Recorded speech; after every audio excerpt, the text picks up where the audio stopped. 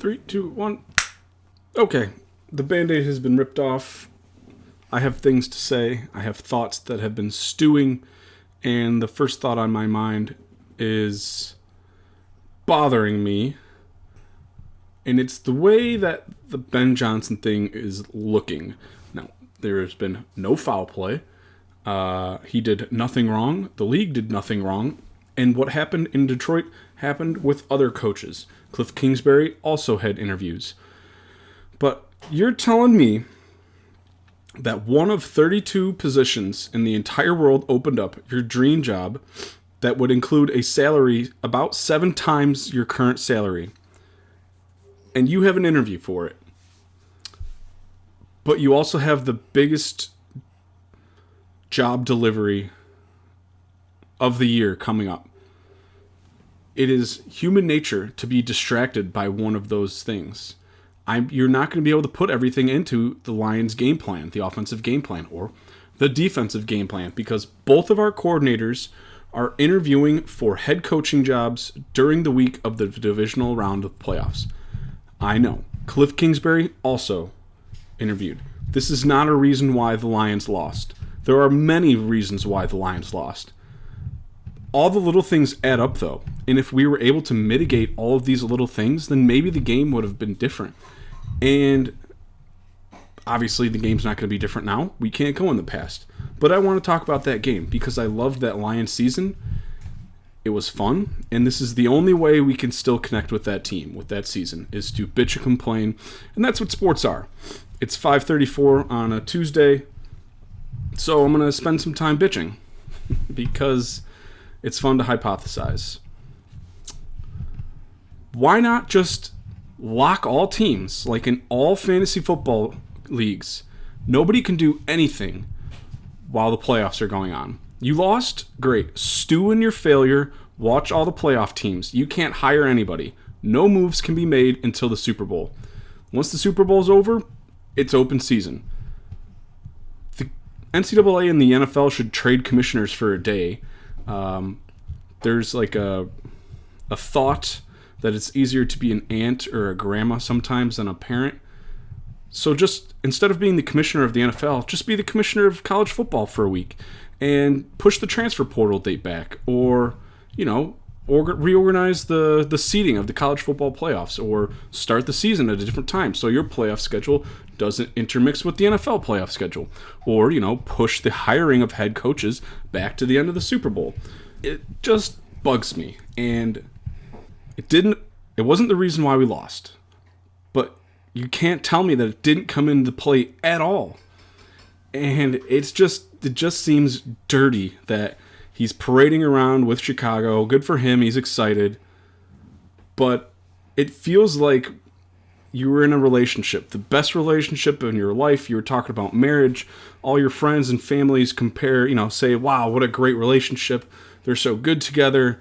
You go out on the town and everyone looks and turns and everybody wants who you've got. And then you're talking about marriage and kids in the future and you can't wait till next year. And this is our year. Can't wait to get married. The wedding's coming up. The Super Bowl's coming up. And then it comes to a catastrophic end. And it's over. Something happens. You're down in your feelings. And he leaves you. She leaves you.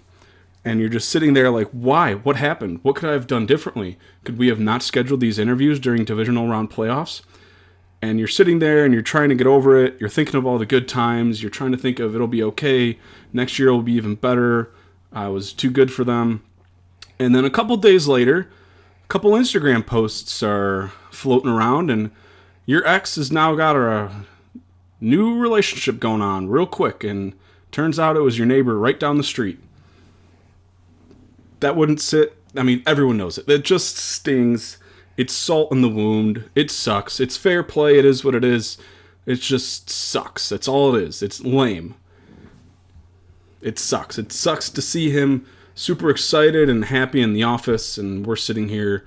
It's 6 degrees, thinking about what position we're going to draft, thinking about why there were 12 men on the field on 4th and 2. Also, you're telling me Ben Johnson and Aaron Glenn can take an interview with a rival in the building, but Jameson Williams can't place a bet on college football or baseball or whatever it was. How does that make any sense? So Dan Campbell in one office of the cubicle is scouting Washington and their defensive tendencies, and right down the hall, Aaron Glenn's talking to the Bears GM and the Bears owner. Come on, let's just fine-tune some things, and I'll have less things to bitch and complain about. And maybe I'll do something productive with my life. That really sucked. It's fine. It's not breaking the rules. It just feels gross and dirty, and it sucks, all right? Just let me stew. This is all I've got left. We fucking blew it, and everyone is mad. You can either agree with me, or you can call me a loser. And both options are fine. I agree. But you can all relate. If this happened to you, you'd be pissed. I know it. As far as the game goes, you're not going to win a game with 5 turnovers. It's not fair to nitpick.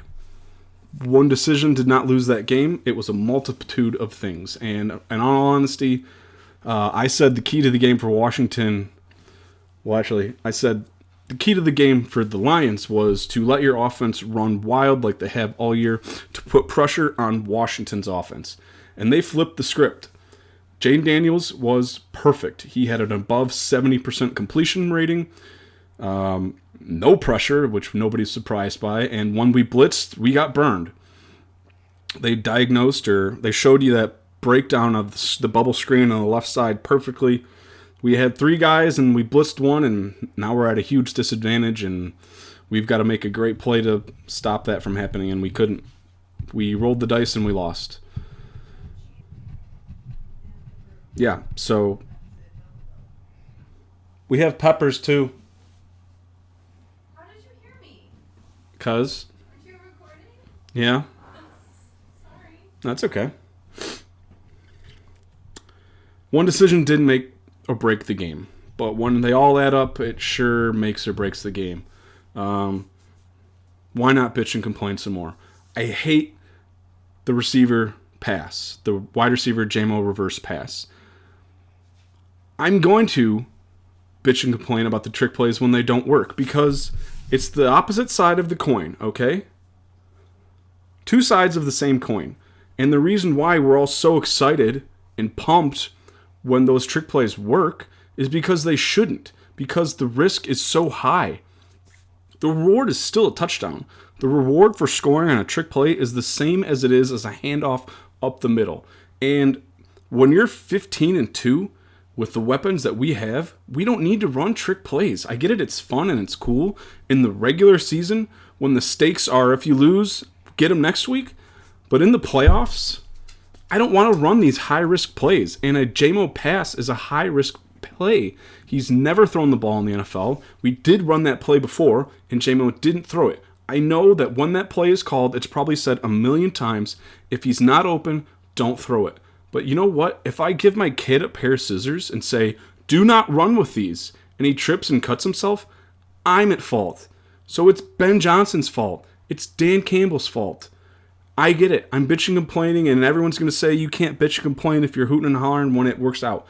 I think you can. J-Mo's never thrown the ball in the NFL. You know what he has done? He's run it 17 times. Whether it be a reverse or some kind of weird handoff, I'm almost positive they're all reverses. 17 times. That is not a high risk compared to him asking him to throw the ball. You know what else? On those 17 times, he's scored nearly a quarter of them. So that's why giving him a handoff when Teddy is in the game is a fantastic play call, because it's low risk, massive reward when we need help. Teddy was just telling his 9th grader, hey, go get me a water or something. So when Teddy's got to come in, we need to help him as much as we can. And that's exactly what that reverse did. Why is it any different when Jared Goff's in the game? Jahmyr Gibbs against Minnesota, 28 touches. Jahmyr Gibbs against Washington, 20. 9 by halftime, for all the people that are saying, we were done, we couldn't get him the ball. 9 touches at halftime. If you want to replicate what you did against Minnesota, which was your best game, Jameer should have had 15, maybe more touches at halftime. But, everyone wants to throw David Montgomery out there first drive to show how tough he is and give him credit, and that's awesome. It's awesome in the regular season, not when our season is on the line. 3 and out when David Montgomery went out there. He hadn't played football. He wasn't ready. Jahmyr Gibbs just broke the Lions' touchdown record in a single season. He beat Barry Sanders. Feature him. Give Jared Goff help. Give the ball to Gibbs. Let Montgomery spell Gibbs. Keep him fresh, but make no mistakes about it. This offense next year goes through Jahmyr Gibbs. And Amon-Ra and Laporta and J-Mo and Montgomery will complement him and take pressure off Jared Goff because it was all on his shoulders. And he had pressure all night. Washington succeeded on my key number 2, which was get pressure up the middle and take advantage of a backup guard. It is what it is. There's nothing we could do about it. Washington gets paid as well, and their strength on defense was probably their interior defensive line. And they beat us. It just sucks. I wish some things went differently, but guess what? If I'm going to wish for things to go differently for the Lions, then it's only fair for some things to go differently for Washington, and it wasn't our day.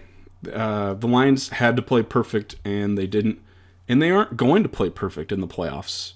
Nobody is. Especially when this defensive roster was so gutted. Amik Robertson broke his arm, I think, in the first or second quarter. I mean, what else could we possibly do? So, it sucked. I wish some things happened in a different way. I didn't like the trick play, but that was not why we lost. It was one of many reasons why we lost. And for the record, I'm not always really cheering on those trick plays. I'm not cheering at how it happened. I'm cheering at the result. So when we run a hook and ladder, my asshole is puckering because I don't want them to drop that ball. It's just one thing. I'm not killing them on the trick play. It was 1 of 5 turnovers. We had 0 pressures. That's not a stat, but it sure felt like it. The defense could do absolutely nothing. The 4th and 2 was inexcusable. There's got to be everyone in the box. Every play. Count to 11. If you've got more, 12 guys on the field. Try and get him off the field. If he doesn't, by the time the offense breaks the huddle, timeout. That has to be protocol. I don't think that would have mattered because they would have picked it up anyways. Who knew that Washington was the best 4th down team in the NFL? That is a stat. I think they were like 26 of 28 in the NFL in the whole season. That's ridiculous. So, no matter all the things, if they did everything I just said the way I say they should do it, which means absolutely nothing because what do I know? There's still no telling that the Lions still would have lost this game because Washington played a perfect game, except for their kicker. Jake Bates, great onside kick. We were really close to getting that. That would have been interesting, but I know people are going to poke holes in this left and right. That's just how I'm feeling. I'm pissed off. I'm bummed. Our season's over. Football is fun, and now it's over. Now I've got to look forward to next year, but before we look forward to next year, I want to at least talk about the game a little bit. Gibbs is a star. He's got to touch the ball more. He averaged 8.5 yards a touch, and he only touched the ball 20 times, 9 times at halftime. Not enough. Laporta had an amazing catch. He has to become the best tight end in football next year. It's going to be tough, though, and it's fine if he's not because we have so many weapons. So it's awesome to have him up the sleeve. I really hope J-Mo takes another step next year. He had an awesome season. Again, it's going to be hard for these guys to have consistent years back-to-back and to improve because there's so many good weapons on this team. And I guess here's what I'm not going to do. We're not calling for another quarterback. Jared Goff just signed a huge extension. He's good enough for Detroit, okay? He's our guy. We're either winning this thing with him or we're going down with the ship. There's no other choice. Hendon Hooker didn't play. Jared Goff went down for a play and Teddy Bridgewater stepped in. That should tell you all you need to know. And for the people that want to trade for a quarterback, who are you trading for? What are you talking about? It's not happening. The Stafford Goff trade was massive because that never happens. Are we going to swap with the Eagles if the Eagles lose? We're just reshuffling the deck, and I would rather have Jared Goff. Hurts looks broken. Okay. Is there an advantage to having a mobile quarterback? Sure. It's another tool in the bag. Is it a disadvantage? No. Because if Goff can't roll out and run the ball, he's just going to try and find a guy who can make a better play than that. He'll find Gibbs in the flat or Laporta getting open. So for all the times that, Mahomes or Lamar squeak away for 10 yards, that's a broken play that J-Mo breaks away and goes deep. That's a touchdown. So it's that's give and take. So no, we're not going to not win the Super Bowl because Goff isn't mobile. We're not trading for a quarterback. We're not playing Hendon Hooker next year. We're not playing Teddy Bridgewater. We're not trading up to draft a quarterback. It's not happening. We should not draft a backup quarterback in the 4th round. Our draft picks, for the record, are 1, 2, 4, 6, 6, 7, I think, or something like that. Jared Goff is it. Okay? This is the best football team we've ever had, and Jared Goff was the leader of it. We will live and die with him. Leaders never get the praise they should get when things are working well, but they will always get the scrutiny when things don't go well. And that sure as shit is happening with Jared Goff. He's the reason why we were 15-2, okay? There's no other quarterback that could have done this. We're not pulling... Stafford's not coming back, okay? And he's toast. He's done. He's not coming back. We're not drafting anybody. We're not trading for anybody. This is it. We went 15-3 with Jared Goff. That's pretty damn great. You know what we need? It's not a new quarterback. We need Hutchinson to be healthy. We need Barnes and Rodriguez and another pass rusher. And we can't be playing our 5th and 6th string corners. And Branch can't be cramping up. And we can't lose Iffy halfway through the game. And we can't lose Robertson halfway through the game. And we can't have Carlton Davis break a jaw. And we can't lose fucking Aleem McNeil. And I didn't see the snap reports, but DJ Reader was invisible.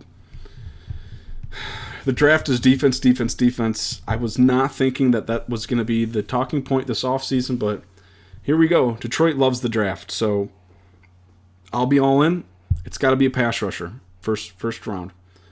I don't know if we can keep trading up to, robbing Peter to pay Paul, but I would move up 5 picks and give up a 4th round pick if they think the top pass rusher is there. Sure, it's not going to happen. A good pass rusher, I suppose. Pass rushers don't grow on trees. We'll see what happens. A lot of rambling, a lot of emotions. Not really angry. Just wanted to talk. It just feels icky that Ben Johnson's parading around Chicago while we're licking our wounds, getting ready to find a new staff. I'm not mad because I knew he was going there. I predicted he was going there. Maybe I'll post that video here at the end. Not here. Not here. Because I can't put it here. It has to be at the end. Okay? I knew he was gone. It's just the way that it happened. Let's just clean it up a bit, NFL. But why would that happen? The NFL doesn't give a shit what you or me think. They never will. All they care about is that we sit down and watch. And even if we stopped watching, I don't think things would change. So, well, go Lions. Better luck next year. Better luck next year. Hopefully our whole team doesn't hit the infirmary and we'll come back stronger than ever. I do believe that full-heartedly. We will be better next year. Maybe we'll go undefeated. Maybe this was all a blessing in disguise. Maybe we'll become the best NFL team ever. Maybe. Find out next year. Thanks. Go Lions.